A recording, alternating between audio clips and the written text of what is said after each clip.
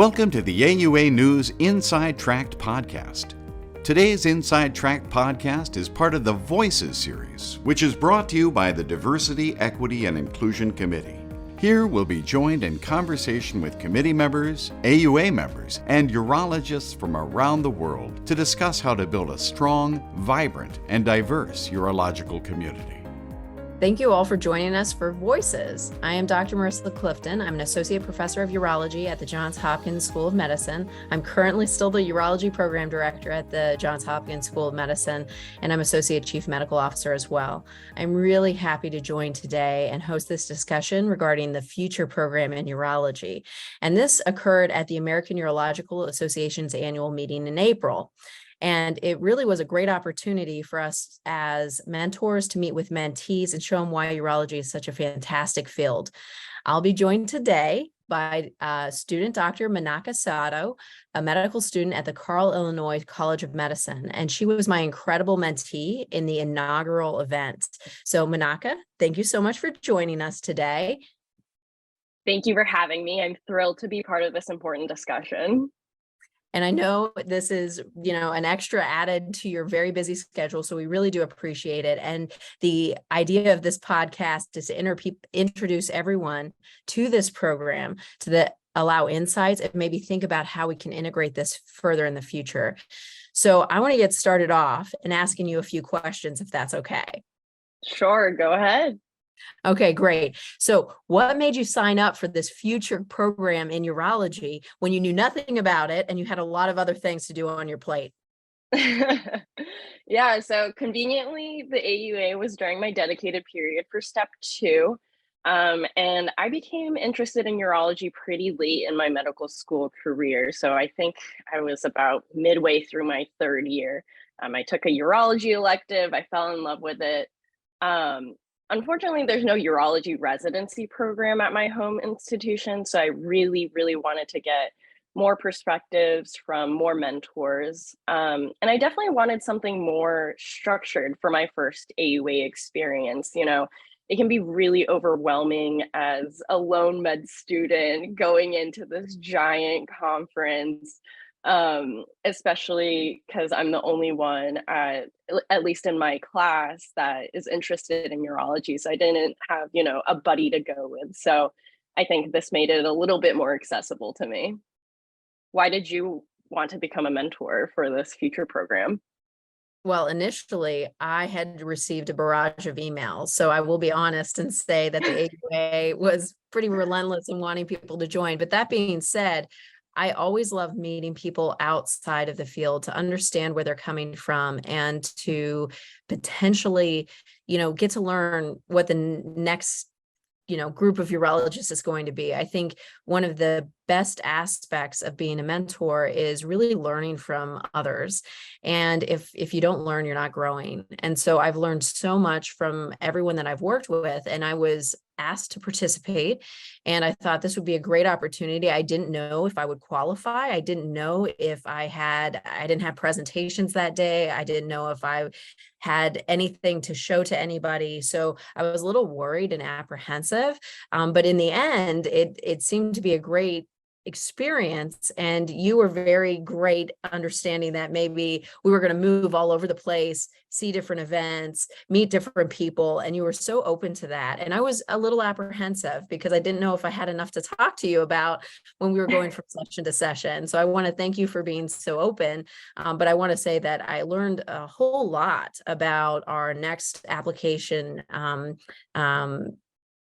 next applicants and a next group of people applying. And then also it opened my perspective to what we need to think about from a learner perspective or from a urology residency perspective. And so even though I was kind of apprehensive, I think that having so many open people involved allowed me to make a better educational environment for our medical students and also our residents and probably our faculty as well. So it was a very pleasant surprise being able to be a mentor, and was probably one of the highlights of the entire AUA experience.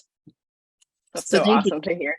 Yeah, so thank you so much. Well, my next question for you is, what was it like walking around the AUA 23 together? Because they need to hear this. Yeah. Oh my gosh. It was so much fun. I mean, Dr. Susan McDonald walked around with us. So it was like having two mentors with me.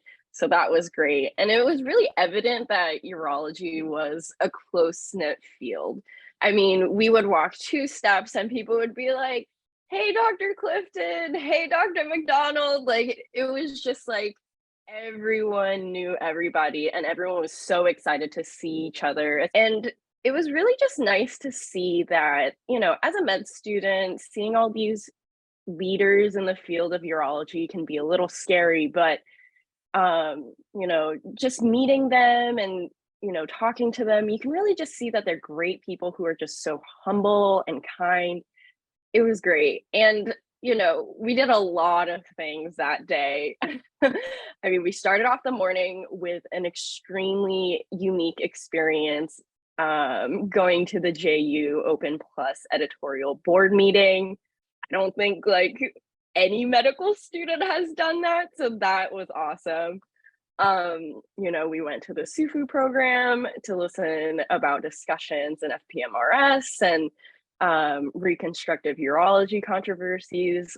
There's just so much to learn. And then we also went to the AUA residence school, which was super fun to watch, residents like find it out. But it was also humbling to see how much more there is to learn. So that was really great. I mean, being with you for my first AUA experience made it so much more accessible, especially since I didn't really know anyone going into the conference. But I would say overall, it was a phenomenal experience. Well, and I have to say equally, it was great that you were able to join us. I was a little hesitant when I sent an email to Jennifer Regala and asking her if you could join the editorial meeting, and everyone was so excited to have you. You became like the poster child for the editorial board meeting, which was really exciting. And then I also think it allowed us as urologists to be more accessible to students because you were with me. Other medical students and residents felt very comfortable coming up and having conversations and dialogues in a way that maybe when you're walking through this giant hall, you don't get the chance and opportunity to do so. So because it was a diverse group of people that are maybe meeting for the first time, I think that opened the channels for communication quite a bit.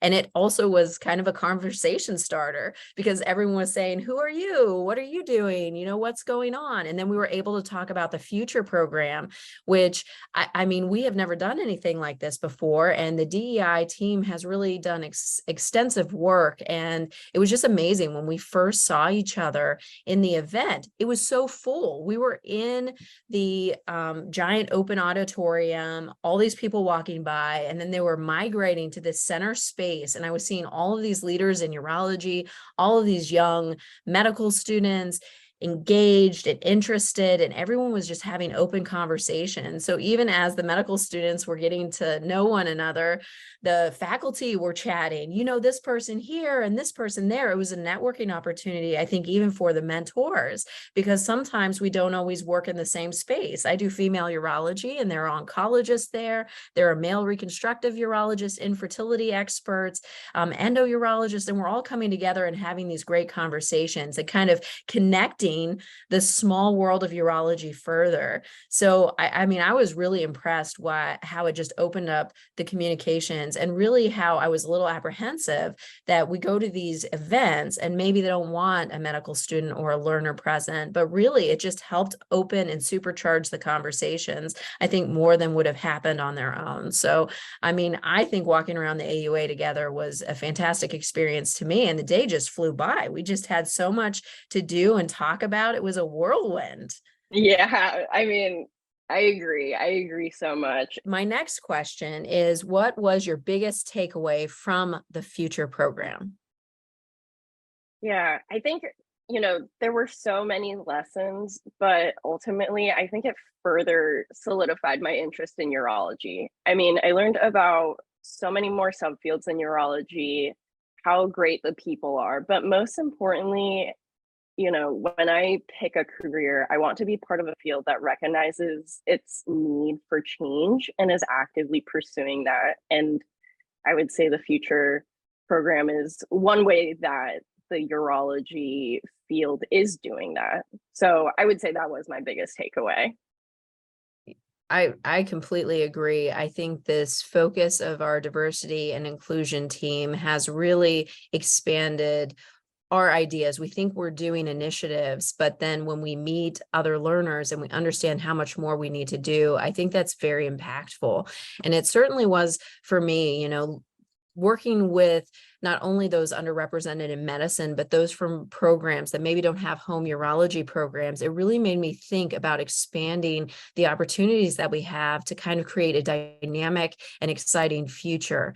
And with that, comes diversity, inclusion, equity, all of the things that I think the D&I program and the committee stand for. So really was, I think great from that perspective. So what really surprised you the most about Future? I mean, how much did you know about it ahead of time? And then what did you kind of learn? Oh, this is what the program's really about.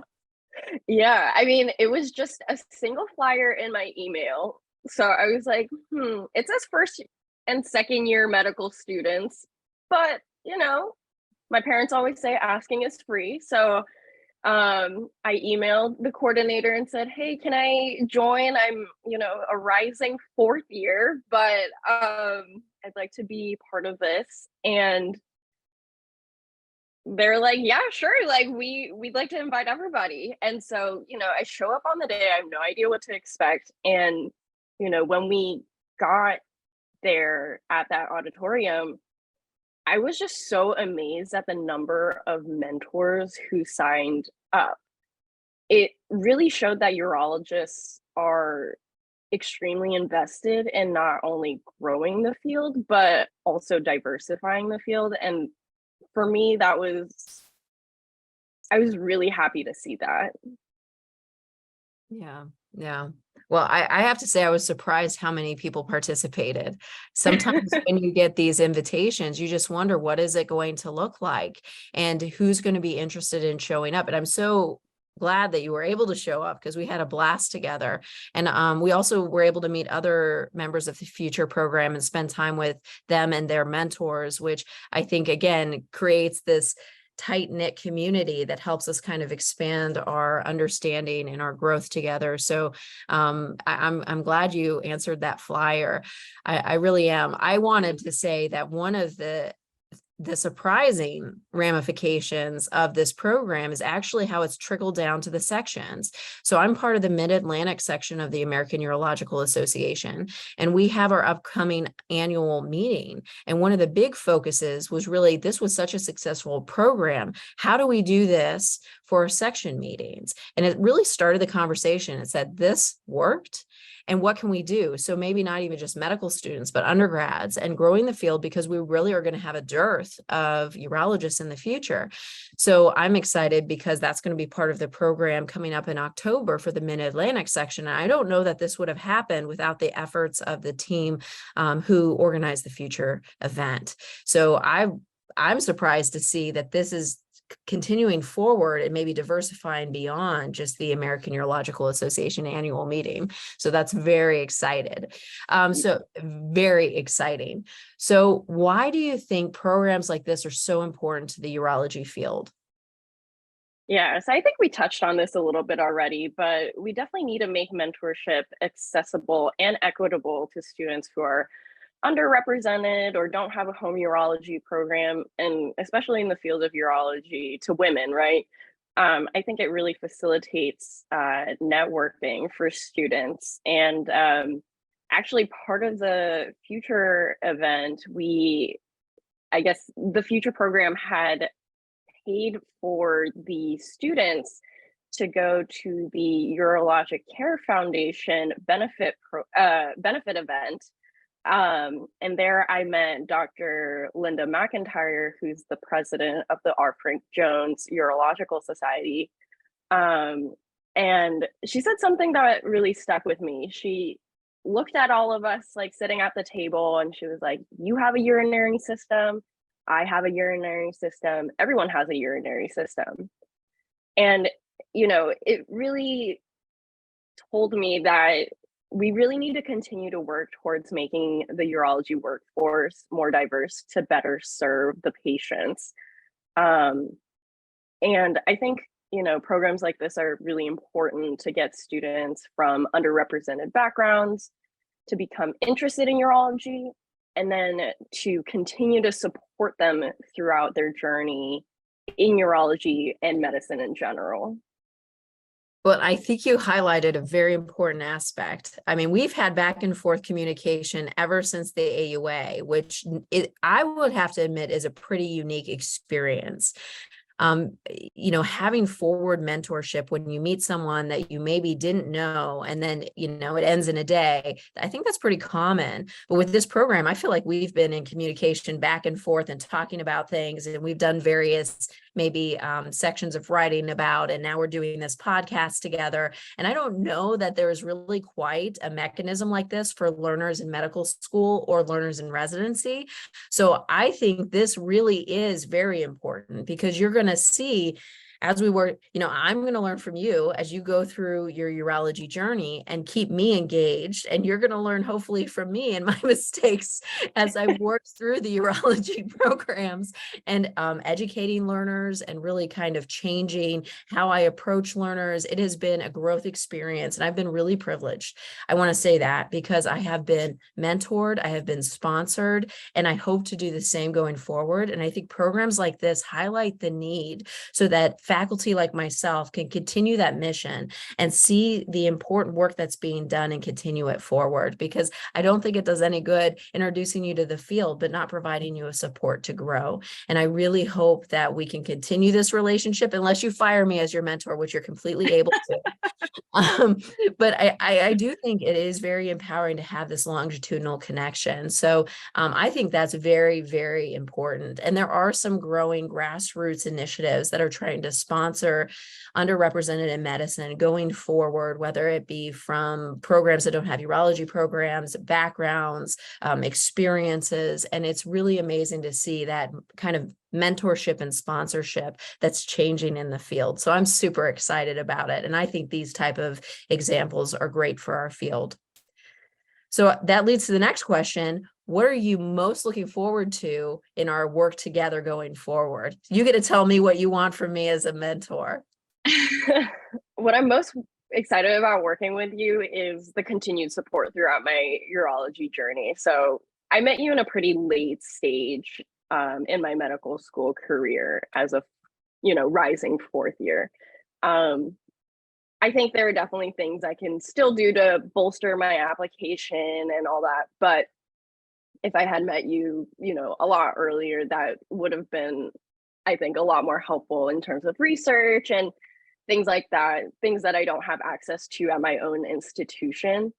But even as a fourth year, I feel like, you're able to give me a lot of resources in terms of like reading and, suggestions on research and stuff. So that has been really helpful. And I think looking into the future, hopefully I match into urology. I'd like to continue, speaking with you, discovering if I like female urology, if you could be a mentor in that aspect, or just, a general mentor to, keep me going through the process, especially as a woman in urology. There are just unique challenges, I think, that we face. And so that is what I'm looking forward to the most. Well, and I am very much looking forward to learning about the current medical students. I was a medical student a long time ago. And I think for all of us in medical education, whether it be medical student clerkships or residencies or fellows, or even being a mentor to a junior faculty, seeing changes in the climate and the culture, it is so important to have these relationships to understand that, because we are not doing a good job in medical education if we are not seeing how things are changing, how the needs are changing, and what growth potential needs to be focused on.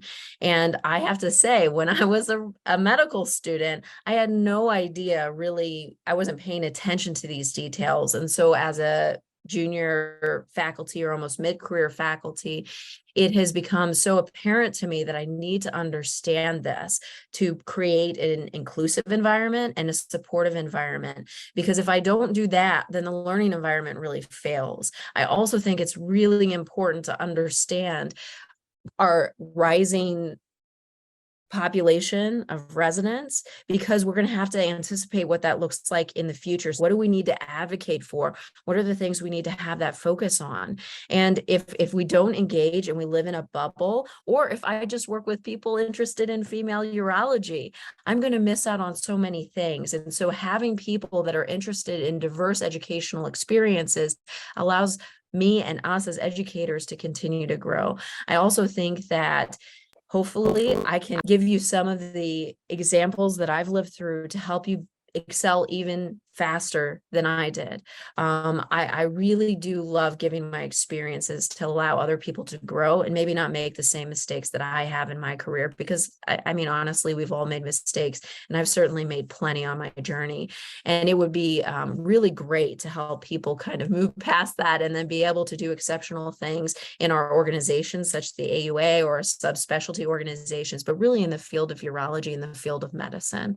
And I think, you know, this AUA it felt a little bit different than some of the AUAs in the past. There really was more of a holistic inclusion of many different groups and focuses that were a little bit more diverse than they have been in the past.